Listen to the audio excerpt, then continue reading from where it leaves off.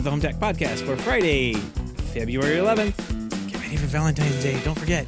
From Sarasota, Florida, Seth Johnson. From Powell, Ohio, I'm TJ Huddleston. And from Pickering, Ontario, I'm Gavin Campbell. All right, and welcome to HomeTech Podcast, a podcast all about all aspects of home technology and home automation.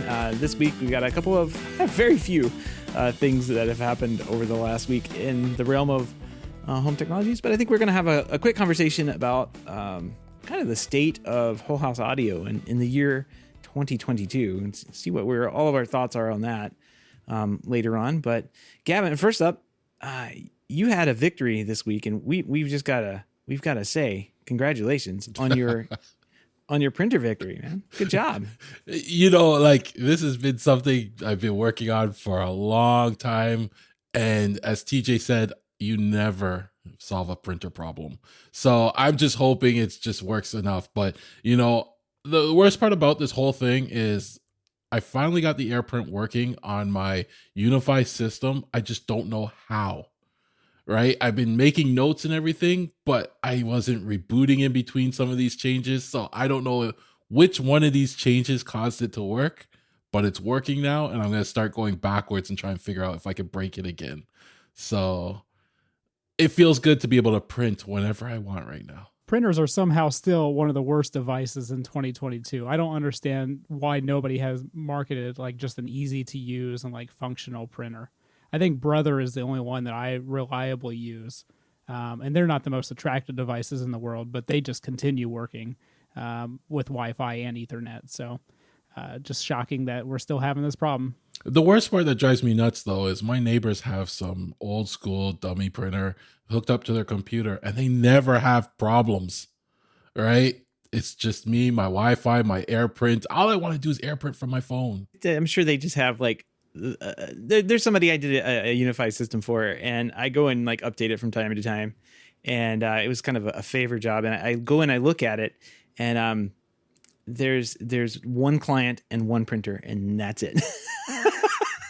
So yeah, on bigger networks where there's a lot of stuff going on, there's a lot more ways things can fail, and you know it always sucks. I will also, you know, scream from the mountaintops, I guess, about Brother laser printers specifically.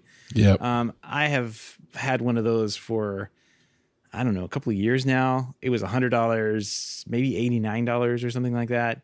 You can get the little refills on Amazon, like the generic refills, and print thousands of pieces of paper with no problem. So, yeah, way better than the inkjet ones, but it doesn't print photos very well because it uses like LED, what is it called? LED toner, whatever it is. Laser, I guess it's like LED, not a laser, but yeah, not good for pictures, good for documents and just printing everything else if you need. Well, the main advantage with the LaserJet too is you don't have to worry about the ink drying out. It uses a powder that gets heated up during the whole process. So the biggest issue with a lot of people's printers is they buy the cheap printers, you know, $50 to $100, and then they don't use it for 6 months to a year, and then it dries out.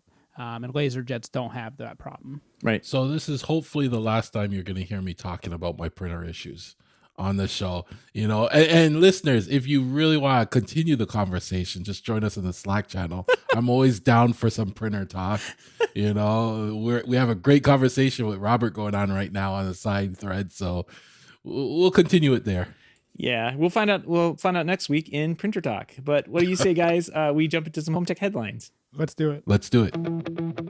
Orro announced this week a new product engineered to provide homeowners with the same experience as the Orro 1 smart lighting switch at a more accessible price point.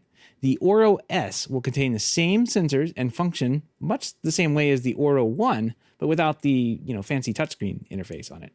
The Orro explains that the new switch contains sensors for motion detection, sound, light, and responds with just the right amount of light when homeowners need the lighting the most.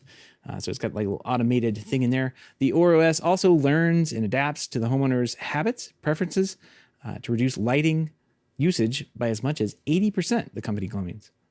The company claims. According to Orro, the new Orro S can be used as a standalone lighting control device, or it can be used in tandem with the Orro 1 as a mix and match, to support the ability to create a customized lighting experience throughout the house. The S is going to be available for pre-order right now for $149. And just for reference, the Orro 1 is still priced at $299. So, Gavin, what do you think? Is $250 light switch on your radar? Oh, the first thing you gotta remember, that's 150 US, right? So we're now looking at the 250 mark Canadian, right? So per switch, no. And then on top of that, when it comes to light switches, I don't like to mess with. These are great looking light switches. Like if I was like living alone, I would probably look at something like this, but I don't like to mess with the light switches because people are get very intimidated. If they look at this thing and all of a sudden it's a touch screen, they don't want to touch it and turn it on. And I want my mom, whoever come in the house and just have a standard light switch that, has the smarts kind of hidden. I like it like that. Yeah, I love to see these devices come out, though. I'm definitely not the target audience for this either, but I like to see all-in-one devices come out that kind of solve multiple problems at the same time. And that's what we're going to hopefully start seeing is a lot of these devices with the smarts built into them, and that way you're not sending everything either outwards or just some other more refined way of doing that. Everything works faster that way too, where you don't have the latency of the internet. It's shorter these days. They've done a lot of work to get latency going out to like the Amazon servers and whatnot. They've done a really good job of minimizing that, but it's still longer than you expect when you like the expectation is how it used to be. You go up to the wall, you flip the switch and the light turns on. That's instant. We've added this latency in for smart home devices. That's a few hundred or maybe a few tens of milliseconds for local control, hundreds of seconds for external like voice control through the Echo Alexa system or Google and that kind of thing. But yeah, I think it kind of falls back in line with it's a better experience overall if something is local and can be locally controlled. And I'm hoping that, this is Matter compatible, because it would be nice if it's what was the term again? An edge router in the Matter network. And then, that panel is configurable to control your other Matter products. I could see that being really nice. I don't know if it's Matter. I haven't seen the Matter mentioned, but hopefully they do have that in the plans. I would be interested to know how many of these are actually selling, the touchscreen ones specifically. If you're in the professional space, you probably have been in many houses that have older, smaller touchscreens throughout the house that no longer work, or they're just not that great. So I'd be curious to know how many people are actually installing these. They look like good devices. They look like they function well and everything. But at the end of the day, do consumers really want small touchscreens on their walls? Quick a follow up here, Gavin. I just did a quick search on their community support here, and somebody was asking about HomeKit, and it says we'll be looking into working with chip/Matter protocols for future integration. Since this is a new direction for some of the larger smart home partners, we'll be pursuing that connection rather than HomeKit. And a word of advice to people: do not buy products based on future promises. You never know if it will come or when it will come. Buy it based on what it offers now. Yeah, even if they say that it has it built into it and has the logo and all this stuff, and if you get it and it doesn't have it, return it, because it doesn't have it. It doesn't exist in your hands. It does not exist. So yeah, good point. Very good point. I used to say that all the time. Don't buy what doesn't exist. Just empty promises like NFTs and stuff. All right, let's move on. All right. Disney Plus is experienced with live streams, dedicating its first to the Academy Award nominations. This was Disney's first live test, and it was accessible by all Disney Plus subscribers. I actually saw it pop up on my screen. I'm like, that's kind of weird that they'd have that there. It was here in the U.S. The company spokesman, Christy Adler, told The Verge the company did not have any further details to share about the live streaming anything in the future. But Disney did tell The Verge, we are pleased with the results and will continue to test as part of our ongoing and iterative approach to deliver the best user experience to consumers. So, yeah, I mean, kind of makes sense, I guess. Disney has a couple of like, they have Hulu and ESPN Plus, right? So they already have live streaming products that exist kind of outside the Disney Plus app. Kind of makes sense that they borrow some of that technology for something, I don't know. I wouldn't say that the Oscar nominations event is something that's like a Super Bowl or something. If they're testing the waters on live stream, it's probably a show that is going to get some traction, but not necessarily going to break the bank on, if or gain headlines if it completely falls flat on its face and crashes the app for everyone, which has happened a number of times for like YouTube and Hulu and all those. So, Gavin, what do you think about this? Another live service, another subscription for you. I know. What do you think about it? I like their foray into the live streaming. I like these service. I'm actually surprised other services aren't doing it as much, but I like to see that they're offering more than just like video on demand. Because that's one of the things I always found once you cut the cord is starting like news. I'd like to see them get into streaming news and stuff like that, maybe live as well. And these events, sports has been tough, certain things. And, if they're just testing it now, I'm curious what their plans are for the future if it all works out. Stuff like this it totally makes sense to me, and it seems like a natural progression and what we need and actually to make streaming TV a replacement for live TV or cable TV for that matter. And this actually reminds me of something that James in the Slack channel linked up the other day called dreamstage.live, where they put on different performances and comedy shows and stuff like that. So this is becoming a bigger sector over time. And the prices for like DreamStage are not bad. I think it's like $20 a ticket or something like that.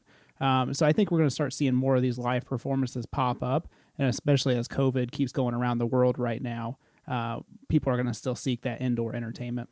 I meant to save that as my pick of the week. That's what I wanted to be pick of the week this week. So, there we go. Free win for the crowd here. This is a really cool service. It really is. Right now they're doing like you said, you can go buy a ticket for a live performance. They must set up like a little small production company inside there to capture the video and audio of something that's going on in places that, theater is hit pretty hard, right? Like it's pretty hard by the COVID and all the stuff that's going on. I know that like most theaters still require that you show a license and a test or something right now. Like the Broadway rules are out there that you have to show a test saying that you've taken a test and you're COVID free or whatever, so you can get in. They're still pretty cautious on all that stuff. This would be great for somebody who doesn't want to go through that whole rigmarole, but still wants to go see something that's going on and get a nice have a nice seat in the house. You don't have to get up, go out to the big theater and sit in a big crowd of people for 2 hours. And you can sit there and watch it in the comfort of your own home. And I really like this. I also noticed on the bottom of this, which I was kind of really, really excited about, was that there was the play on DreamStage. So DreamStage is actually going to opening up their ticketing platform for other artists. So you may actually have this expand out to your local venues, live venues, and that kind of thing, where they could sell tickets and everything on here. So this should have been my pick of the week, but man, what a really cool thing! I'm glad James brought it up. That's the value of the hub, right? Like all that info goes by in there, and thanks for bringing that back up. I'm gonna have to save this now. Bookmark. One of the things I saw during COVID was these live events being held. There was on Instagram. It was called Versus TV, and they would bring two artists together and they, highlight their biggest songs from, I guess it could have been 90s artists, 2000s artists. And the thing about it was free, but they had 1 million people tuned in to watch it. And it kind of changed the whole, like, this is an actual business model. This is something we can do. And I think that's where this leads into. I would pay to see one of my favorite artists in a live concert. Right. I think that would be great. And watching it from home with my family and then just enjoying it. That's awesome. Yeah, absolutely. Especially if it helps move and further the, whatever career art that's out there. I'm all for that because, we need more art in this world. There you go. Well, speaking of live TV, FuboTV is temporarily testing a new quarterly format that lumps together 3 months of service all at once, rather than the monthly subscriptions it usually offers. The change conveniently arrives just in time for two of the biggest sports events of the year, Super Bowl LVI, and I don't know what that is. LVI must be 56, I guess. Roman numerals. And the Beijing 2022 Winter Olympics, which I have to talk about here and rant that I can't watch still. Ridiculous. All right. This temporary pricing it's been launched a few days ago and is expected to kind of wrap up on February 17th. The test does not affect existing subscribers and isn't available on every platform, but but it's actually on most of Fubo TV's platforms. They're offering this plan as default.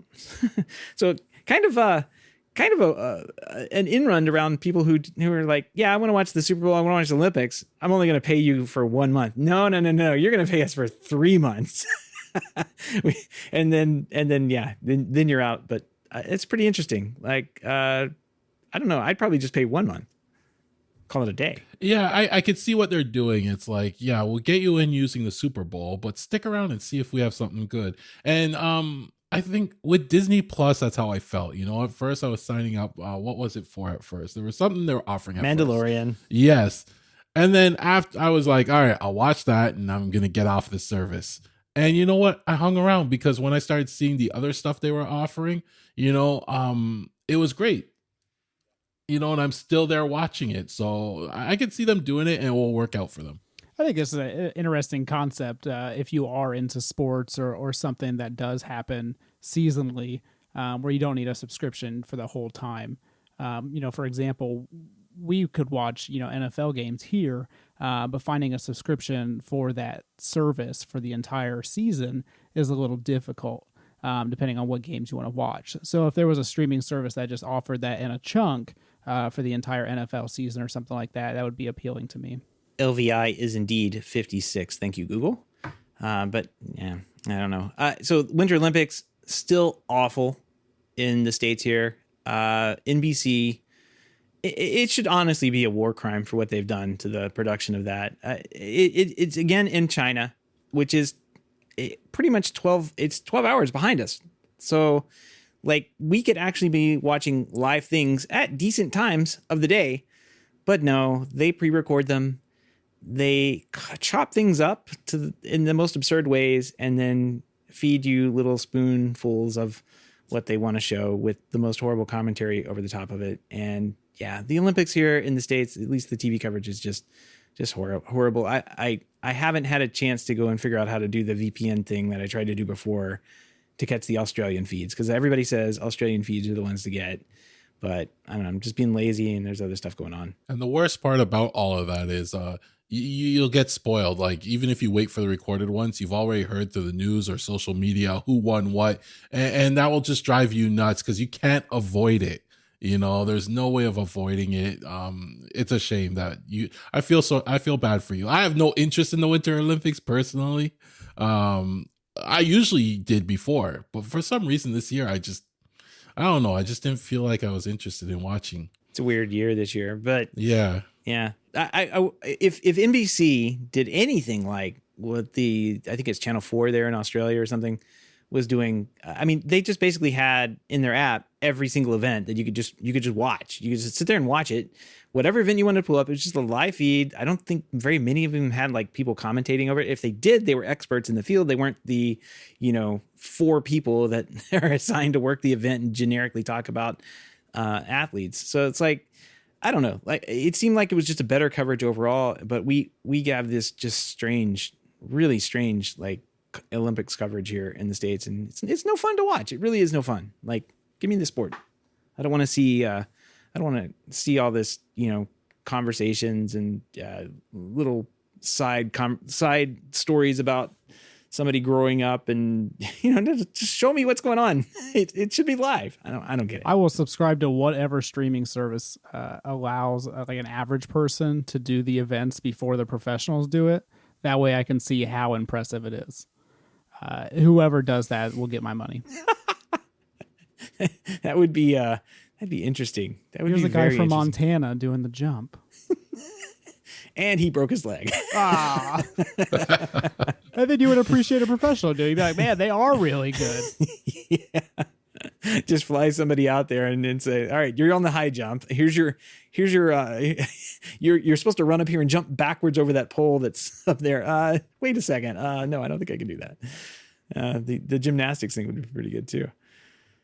All right. Well, moving on here, all the links and topics we discussed tonight can be found on our show notes at HomeTech.fm/375. Once again, that link is HomeTech.fm/375.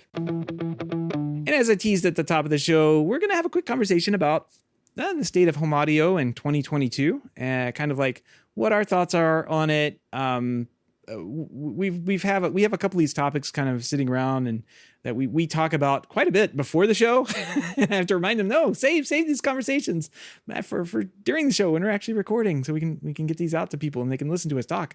But we've started to write all this stuff down and kind of get like an outline of things to talk about and ideas and questions to bring up here to the listening audience, and maybe you guys out there can offer suggestions back about things that we talk about too. But kind of just starting at the lowest level for home house audio. Let's see. Yeah, wiring or wireless. That's right. So yeah, wiring, like hard wires in the walls, or wireless speakers. Which one do you go with? That's always been kind of like the eternal question on for me as a pro when I was doing this. You know, everything was going wireless is what everybody would say. That was like the catchphrase. It's like trademark somewhere. Everything's going wireless. Why do I need wires? And yeah, that's what I'd hear most of the time. TJ, you're in the business. Do you still hear that?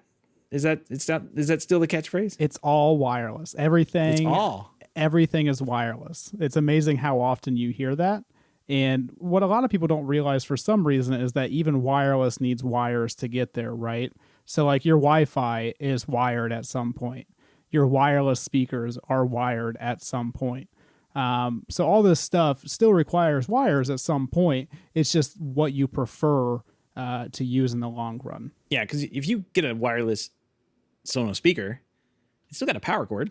It still needs a wire to it, and it could be one way. If you did a hardwired system, yeah, you got to buy a speaker and an amp, but the wire to get there is not Romex. It doesn't leave a mark on the wall, or you can move it around. You can cover it up and make it go away too, like if you don't want it. So yeah, it's a completely different beast. At least pre-wiring a house for wiring was always my push. Hey, it doesn't cost anything now, but it's impossible to do later. Virtually impossible. Like, you're not going to want us to come back and tear apart your house. So let's get the wire in, and then maybe down the road you can use it. But if you don't have to, you can use something else. You can go wireless and put something in wireless. Gavin, you're on the DIY side. I assume you're all wireless. Do you have any wired product? Well, my rule of thumb for everything is I see how I can wire it first. I push to get wired, especially for heavy lifting devices. So streaming devices such as the speakers or movie boxes, all hardwired. And I try and offload, on my wireless setup, I try and put certain things, right? That being said, I do have like cameras and stuff. So I've invested it heavily in my Wi-Fi setup just to make sure it can handle this kind of network. So speakers, you have no wired speakers, like like built-in speakers or anything like that. No, all my speakers are all just like a box with a power cord.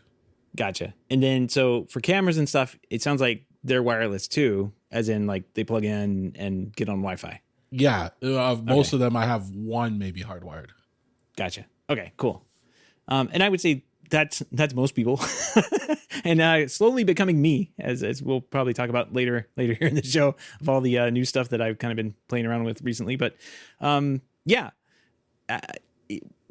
convenience of wireless is amazing. Like, you don't have to pre-plan for it. You can impulse buy, or I can impulse buy and get a bunch of things and get them in. And yeah, all of a sudden I have a bunch of ring lights around the house now. Okay. Great. But it's not something that I had to plan for. Like, it just took 2 screws and I was done. And that's amazing. But kind of going back to like the reliability and just like, bespoke nature of like hardwiring things. There's all sorts of different speaker options. Oh man, the speaker options.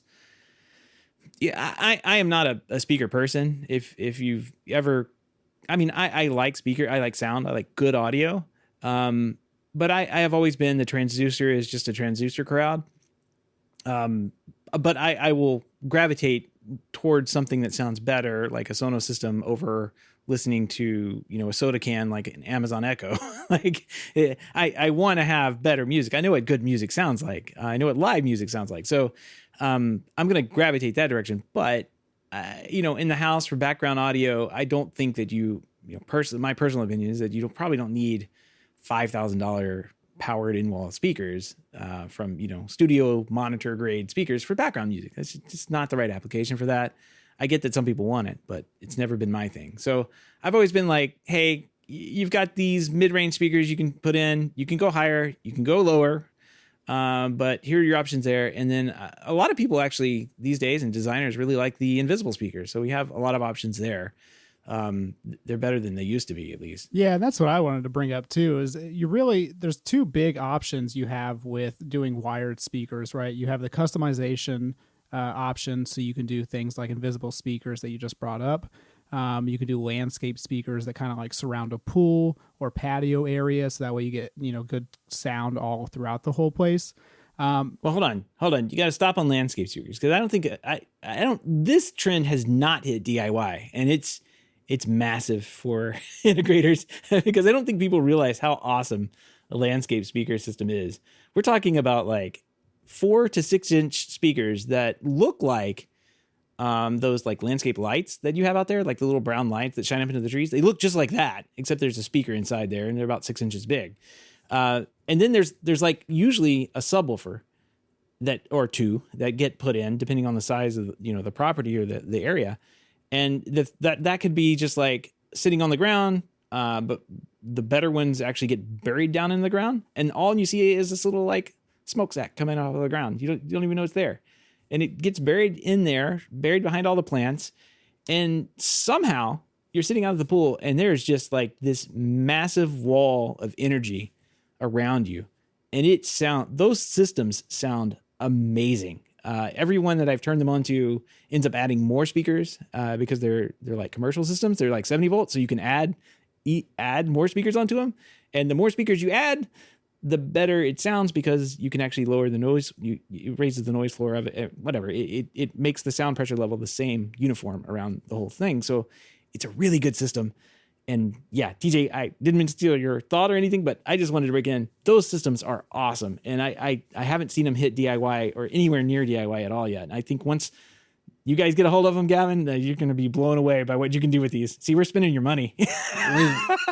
Yeah, you guys introduced me to these in the hub, and I was ready to spend some money, but then I thought my neighbors might go crazy if I turn these up and it's outdoors. But then I also saw in the hub they had speakers where it was directional, where you can say only hear the sound at this spot. And I was amazed at that technology, because then you could just have it around your pool, your deck, just at your barbecue.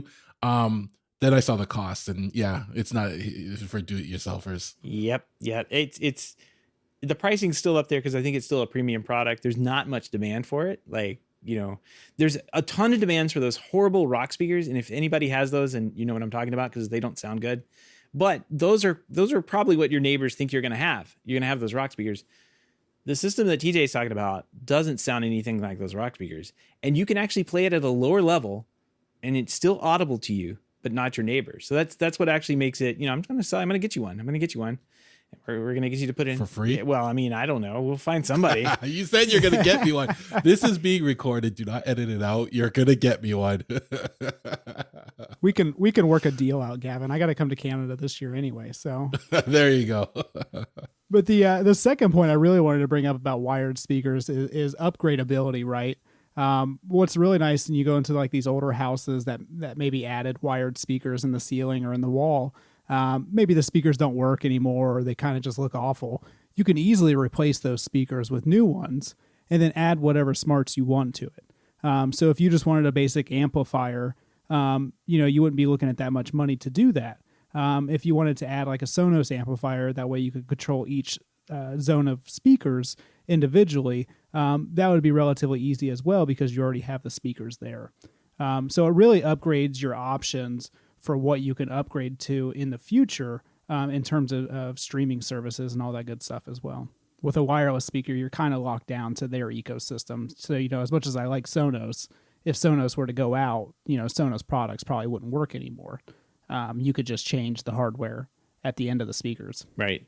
Yeah. No, that makes sense. And yeah, there's something, amplifiers have been around for forever. I mean, it's just as soon as the audio came around, amplifiers were around. So like, it's not, and the technology hasn't changed at all. So, yeah, I would say, look into that. I'm trying to actually look on Alibaba for a frog speaker that I ran across a couple of years ago. That was just simply amazing. What is a frog it's a speaker? 70-volt frog speaker, and maybe is that like a shape of a frog? it's beautiful. I'm gonna find this thing. We're gonna get one and get it to Gavin there in Canada. He could put it around his pool. Yeah. Anyway, so kind of moving on from oh, that's beautiful. from that.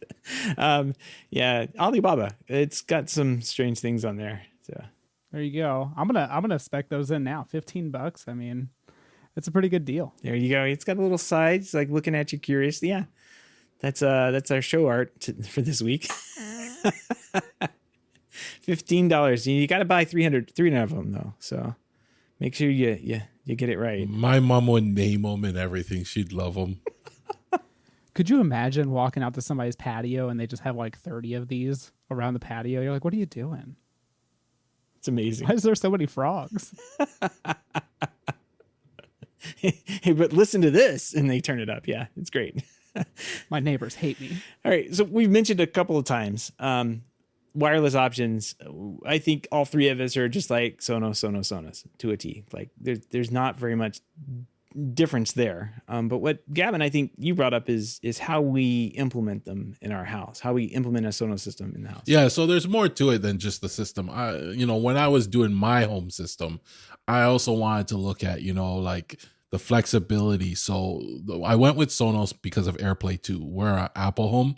AirPlay 2 allows us to AirPlay to any speakers, multiple speakers at the same time, or I could AirPlay in one room, wife AirPlays in another room at the same time. We listen to our own things. It works really well. Now, for those, if you're looking into AirPlay devices, whatever you settle on, just make sure you have the similar brand, because I found when you mix up the brands, they don't stay in sync as nice. So the Sonos, when it's in sync, I have it going through my whole house. It sounds really nice to walk through the house with it playing. So there's a lot about control. I just wanted to make it easy. Whatever I'm listening to on my phone, a podcast, I just want to send it to the whatever speaker I want. And it's just that easy. So you utilize the AirPlay portion of it more than the streaming services, or we don't use the streaming services at all, because Really? all we do, both of us, we have podcast players on our phone. We sign up to our favorite podcasts and we just send whatever we're listening to the speakers we want to listen to it on.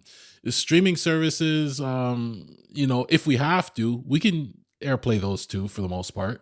But we utilize podcasts. We listen to, HomeTech.fm all the time. I mean, a great show. That's the only podcast. It's a great show. I love hearing myself, and the wife will have certain DJs she'll follow and they put out mixes and she just listens to those, and again, you could be in the kitchen and then send it upstairs and you walk upstairs and it's playing upstairs already, or sometimes when nobody's home, I just play it through the whole house and it's nice. Excellent. TJ and I are trading back and forth frog and squirrel speakers now. We found a squirrel speaker on Alibaba, which is $65 a piece. That's ridiculous, but it is 70 volts. So, Man, this new frog one you linked is 360 sound. I mean, that's pretty impressive. my favorite picture of that one is it's the Photoshop of it in the grass with the circle and the arrow, and it says speaker. Vivid animal shape. All right. Moving on from that, I would say like the biggest difference I think I have is when I go, at least when I was designing homes and designing homes, I would go for in-wall speakers with the Sonos amp. And Gavin, like you're saying, it opens so Sonos, you can use the AirPlay like you're using it, but it also opens up the ability to add those streaming services in, which, most people want to have access to Spotify or, I would say Apple Music, but probably not. Like maybe Pandora, I guess, is probably really popular here with our aging crowd. Like it was one of the first streaming services. It's a little bit more popular with the older crowd, just because they've had the account set up for years and they know what Pandora is. They can go log in and hit play, and it plays all their radio stations. So I see that one a lot, and I see TuneIn Radio for radio, like tuning in radio. I can tell you, when I started in this industry, we were running like antennas up into people's walls to catch radio signal, and FM was iffy even with that in there, like with these 30-45 foot antennas that we were running. The AM was just out. Like it was just not going to happen. We had so many people like, well, where's the AM radio? I'm like, well, you don't necessarily, you don't get that. That's you live in a brick house that's, encased in this like, fiber, this mesh for your stucco and everything. Like you're a Faraday cage. You're not getting AM signal into this house at all. TuneIn really changed the game on that. So as soon as receivers started to have it, we were able to kind of like program around that. But Sonos really changed the game for making it easy for somebody to tune in to a radio broadcast that they could hear. And we use TuneIn on our phones. We do use TuneIn on our phones, and I just AirPlay it to wherever speakers I want as well, right? Like, why don't you use the Sonos? You don't have to use your phone. I don't get it. It's the whole point. Well, no, but you either way, you still have to use the phone, right? If I go the Sonos app, I still need to use the Sonos app, whatever, right? But at least if I go with the phone, it's one interface for everything, right? So no matter, she could be listening to a podcast, you just AirPlay it. It's built in, and it's AirPlay 2. So it has everything where you choose the rooms you want, and you can control the speakers in groups, and everything's built in the AirPlay. And I like it that way. It works easy and it's familiar. We just use the Spotify app ourselves. Unless I need to group different speakers together, it's all Spotify. And the nice thing about Sonos too is you can just walk up and touch the play button or whatever for a couple seconds, and it groups the speakers. So we hardly ever open the Sonos app. Yeah, I didn't know you do that. You could do that, but ours are kind of spaced around the house and under furniture, so it'd be kind of difficult to press buttons on them. But we always use the Sonos app because it offloads the music from your phone and it direct streams in. Like the Spotify app does that automatically. But like, yeah, I always just go to the Sonos interface and hit play there, and then I can do whatever I want on my phone without interrupting whatever's playing on, playing in the room. So I don't know, Gavin, I know you like it like that, but why don't you try, give it a shot. I have given it a shot, but then, it's a learning curve. The offloading is a big piece, because then the speakers connect directly instead of the phone sending it to the speaker. I understand that, but I've invested in a good wireless network. I'm utilizing this thing. Right? The bit per dollar is getting yes, getting lower. I'm getting my money's worth, so I don't worry about that, But like I said, we're not tied to one service. We use multiple services, and just using AirPlay is an easy way, no matter what you're using, that's consistent. What I will say is Sonos, the biggest con about the product is the price. Like, it is a premium product. They charge what they want for it, and they've never really come down from that. Very rarely can you catch a deal on Sonos equipment, right? But it is nice when they do have it. And I've gone to Target and bought below my dealer cost, product from Target, below dealer cost from Sonos. So I have a couple of pieces in the house that are like that, but the biggest advantage to Sonos is the flexibility. Whether you're doing a hardwired system, whether you already have infrastructure for that and you just want to put an amplifier in, or you have no infrastructure, you want to put stuff around the house, you can do that, and it works really well for that. There's not too many other systems out there that can say they can do that. There's that one Denon makes, or no, not Denon. Yeah, so you got a couple other professional options you have are Yamaha Music Cast and Denon Hios. And I don't think both of those are great options if you're integrating it with a control system like Control 4 or Crestron Home, something like that. But as a standalone service, I think it kind of pales in comparison to Sonos. Yeah, and the integration side, we've with Control 4, we've had Sonos integration for years. We've been spoiled by that because one of the very early driver writers figured out how Sonos worked and did like an amazing job putting together integration with it. And what ends up happening though was that I would bring my customers out of the Control 4 experience and say, if you want house audio, use your Sonos app. If you want to control your AV and lighting and stuff, use the Control 4 app. Now, the way the driver is written, they all work, they all sync, they all talk together. So if you went to your Control 4 touchscreen and you had initiated something from the Sonos app, it was synced, it worked. You could hit pause over here, it would pause over there. That was one of the best things about the integration. But I always thought that Sonos actually had a better way of getting in to your music or to playing something throughout the house than Control 4 did. And again, we were using the touchscreens on the wall that TJ was talking about earlier that weren't very fast or very good. So it was like, yeah, use your phone. It's got a real processor in it. It knows, they know what they're doing over at Apple and Android. They can do this right. Good old resistive touchscreens as well. Yeah. Yeah. Yes. Yeah. Never a good thing. I had one. Somebody sent me a picture of one the other day. I was like, there was liquid pouring out of the touchscreen down the wall. I don't know what happened, but liquid. Yeah, it was an old touchscreen, but yeah. And a lot of people like to kind of complain about the price of Sonos. And I understood this argument before I used Sonos, right? Because if you look at a Sonos product, $200 for a wireless speaker is a lot of money. And then you look at like the Sonos Arc, which now is what, $800, $900. And you look at that and you compare it to other audio products and you think, man, why is that so expensive, right? But you're really paying for the support and the firmware updates that you get with the life of the product. Minus the separation of the S2 to S1 app that happened a couple years ago, a lot of Sonos products last, 10 years or if not longer. And even with the separation of the S2 and S1 app, you can still use those devices. They're just not compatible with newer stuff.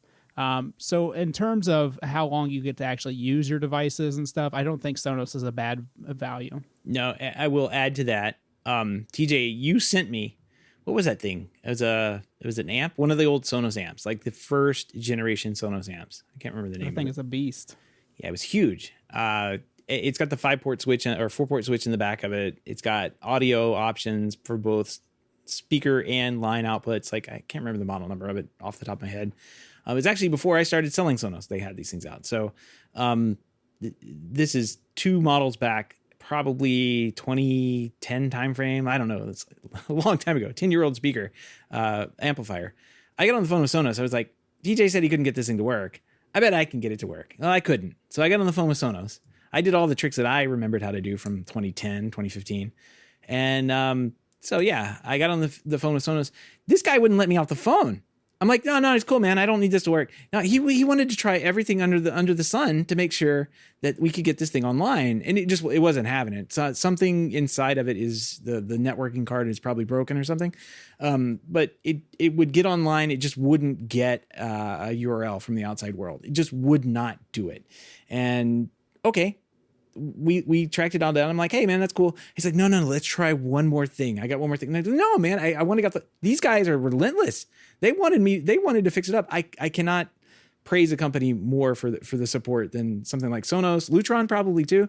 But man, they've done a great job. So yeah, he's posting pictures of this beast. Yeah, that was the Sonos ZP100, which was released in 2005. So yeah. So the fact that they were willing to even take your call about this product, 17 years later is very impressive. Very. And Eero support used to be very similar before they got acquired by, Amazon. So I like that kind of support, but they're not the same. Well, I want to move off of Sonos because we can talk about Sonos all night, I think. I got one more thing. When I would do surround sound systems in living rooms, it was very popular to do like a living room surround. That eventually shifted from me doing like a custom Leon sound bar that matched the exact width of the TV with an audio system, Yamaha or Sony ES amplifier, just the whole 9 yards, to just doing Sonos. I just do Sonos. I put an amp in, I put this soundbar in, I put a sub in. It's wireless. I can put the sub anywhere in the room. It's small. It sounds great. The price point was just about the same. But the install was so much easier. Like I was in and out. It was not hard to mount the Sonos, and Leon came out with the tone case or whatever. So you could, like, if somebody was very particular about how the Sonos thing looked, you could cover that up and look fine. So I will say, like in my house right now, I have the Sonos around. It's 3.1, not 5.1 for reasons, but we enjoy that. And that is a great system. It costs a whole lot of money, but not as much compared to like a real audio system. Like if you were to buy a 5.1 or 7.1 system, it's probably about the same price as that. So it gets my thumbs up, but I know that the price gets up there for what it is. And just a tip for, when it comes to price, and this is what I did, is look on Craigslist, look on Marketplace. There's people offloading like new Sonos equipment that they got as a gift and they just don't want it. And you just keep an eye on it. And if you see something, know what you want, because you don't have time to decide when you see it. Just when you get it, see it, grab it, you get it for a good price, piece your system together over time.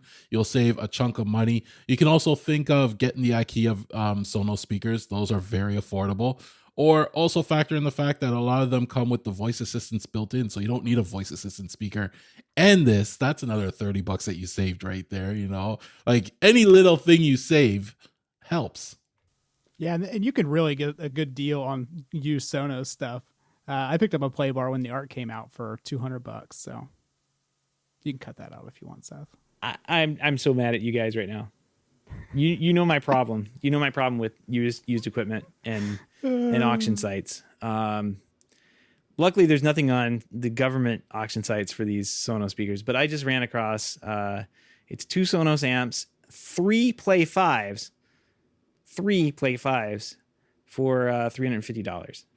Is it the Play 5s are the new ones, right? Oh, Yeah, these would be the old Play 5s, like the old, like the white ones with the handle on it. Yep.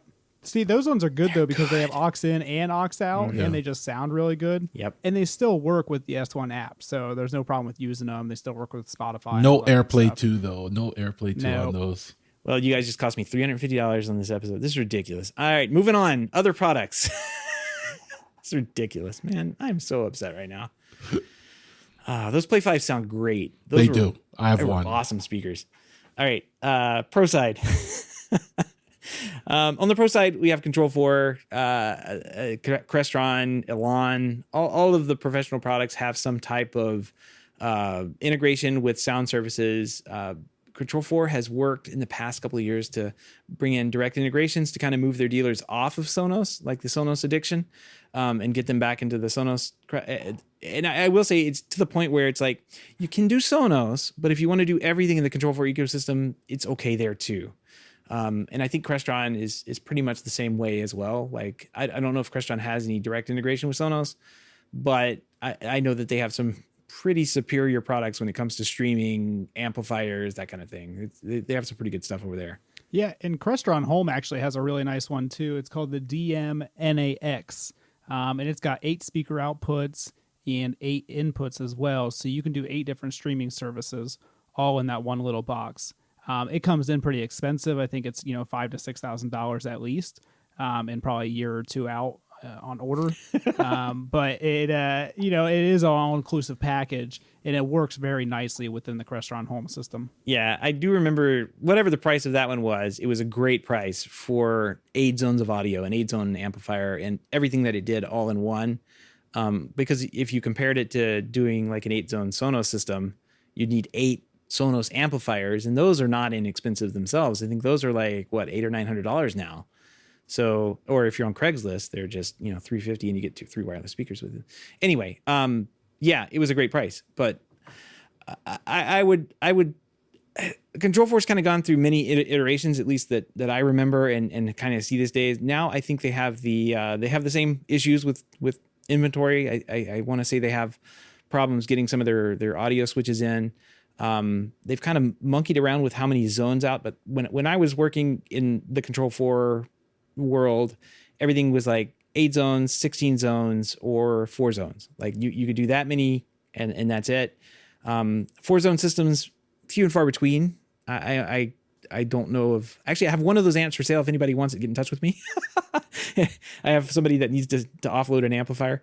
But the 8 zone and really the 16 zone systems are where I lived. And I don't think I've done anything.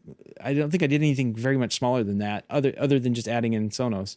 I don't really know. TJ, you're more in that crowd these days in the custom home field. What are people looking for how many zones of audio are people looking for these days? I know the houses are getting smaller. Yeah, it really depends on the size of the house you want and really how much technology you want inside of it.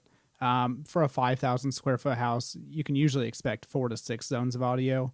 Anything bigger than that, it's kind of up to the homeowner.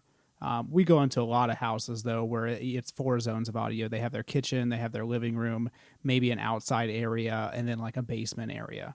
And some people tie that into like a home theater setup or other ways to distribute audio through there. Yeah. That makes sense. Gavin, how many zones of audio do you have? You've got to have more than 16. No, not more than 16. No. But I have them in all the common spaces, around the house that we would sit in. And it's easy with Sonos to just expand and as you need, right? But some of the other, for other like devices in the house, I mean, a lot of things are have Bluetooth built in. So, that's a very popular one. I don't like Bluetooth speakers just because whenever I walk too far away from them, they start to cut out and stuff like that too, right? But some things people, look at your TV. My Roku TV recently added AirPlay to it, so you never know what your devices can do in your house too. So, your sound bars, they may have capabilities in them too that you can utilize for streaming from your phone or something like that, right? Those are some things to check out to see what you already have before you go buy a whole new system. Yeah, there's a lot of even a lot of TVs, newer TVs now that have AirPlay 2 in them as well. So if you've got a couple of TVs in the rooms, maybe some sound bars connected to them, you could have a whole house audio system without even knowing about it. And then I know on the DIY side, like most of the time when I'm listening to other podcasts or listening to people talk about what they're doing for music around the house, they're talking about how they can get the music out of an Amazon Echo or Google Home, or dare I say a HomePod.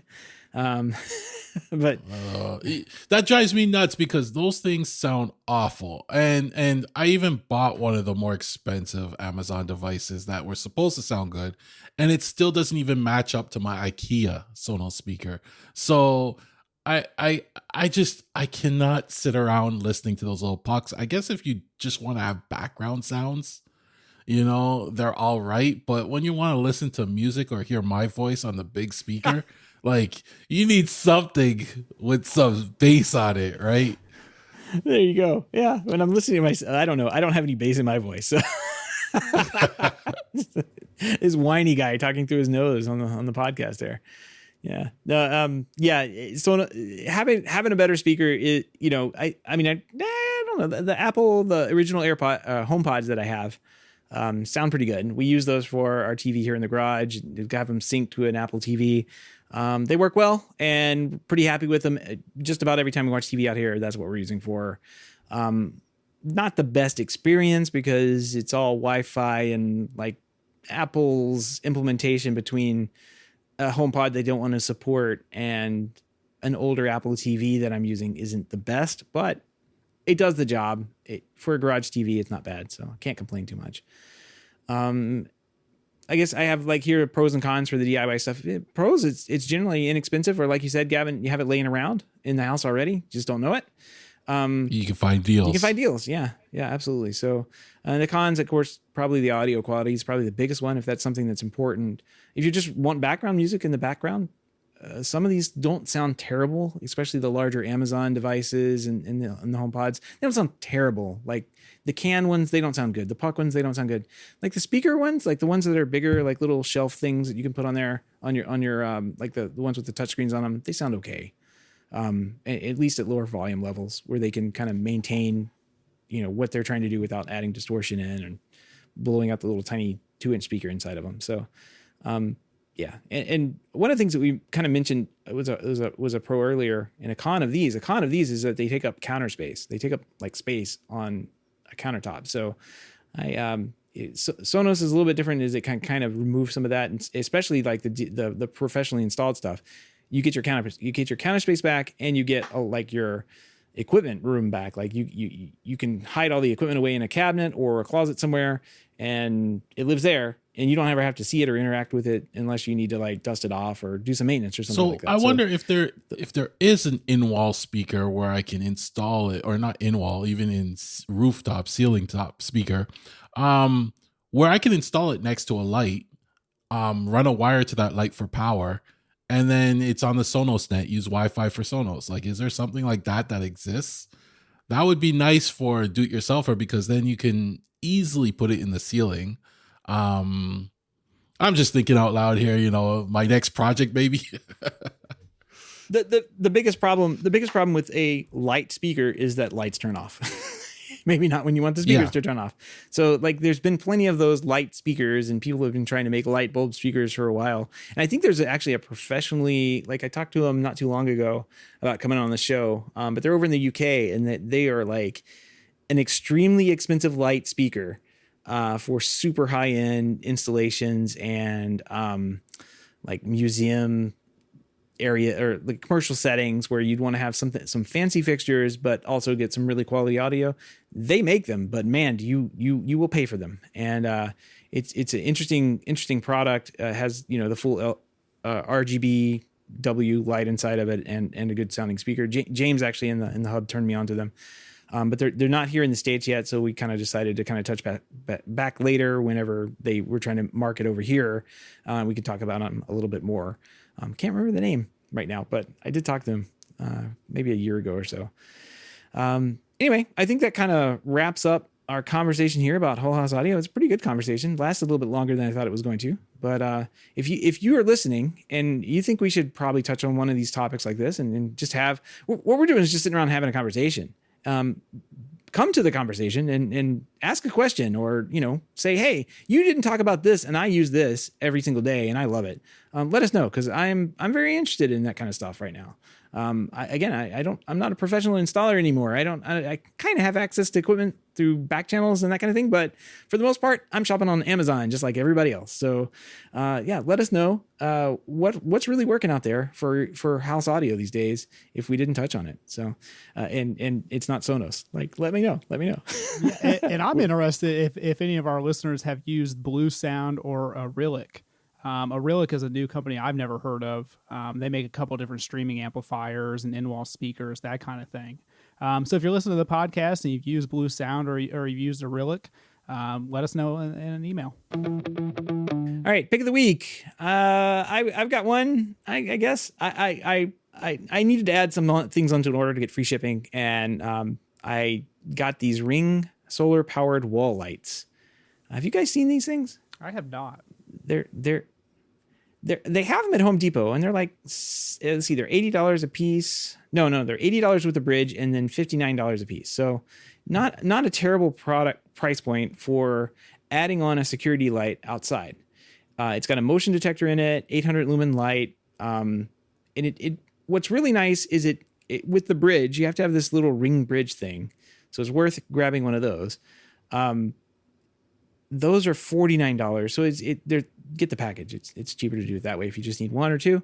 You only need one bridge for your house though, as I've come to find out.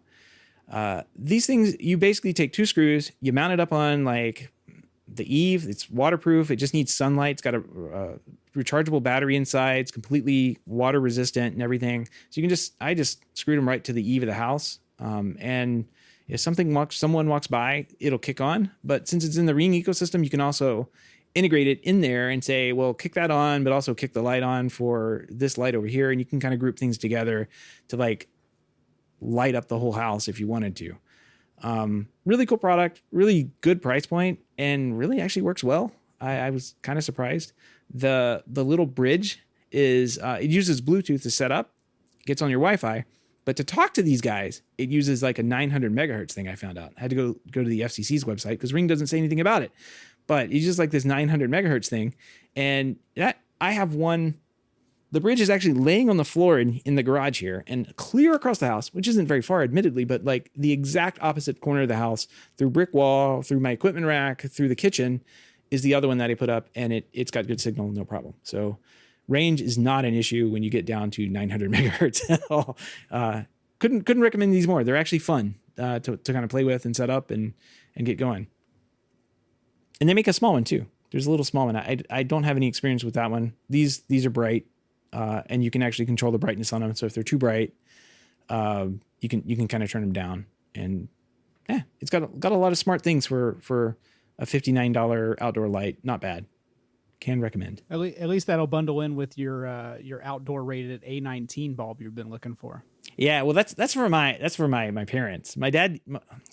So some weird architectural fact about the houses where I grew up was that they would put these. Instead of putting like outdoor lights in, they would put like one light bulb on the corner of the house. And so you'll see homes in the area is like they'll have one light bulb on each corner of the house. And it looks weird, but you drive down the street and like every house has it. So it must have been something like somebody did way back at the turn of the century, 1900s. And everybody was like, oh, I've got to have that because Bill over there did it on his house. So, it must be the cool thing to do. I need an A19 outdoor light to fit under the eaves there where they have these little lights, and really would like it to be RGBW. So like you can change the colors. Right now they're celebrating Mardi Gras, so happy Mardi Gras, everybody. But he wants to change it, like purple, green, and gold. And I didn't really have a good, answer for him there other than like the floodlights, right? So floodlights are pretty easy to get. You can plug those in and set them up in the different colors, and they can shine up on the walls of the exterior of the house. Those are all outdoor rated, and would do the job. But I was hoping to find something he could do more permanent, in with what he has. I'm not sure if there's an A19 out there that is like 66 rated or 67 rated. I don't know. If anybody knows something, let me know. If you have any feedback, questions, comments, picks of the weeks, or A19 bulbs, let me know about. Give us a shout. Email address is feedback@HomeTech.fm or HomeTech.fm/feedback, and you can fill out the online form there. Well, that wraps up another week, guys. Thanks for joining us here. So we're recording a little bit late tonight. Gavin had some work meetings that lasted a little bit longer than he thought. So we're all we're getting the end of the wick here. Yeah.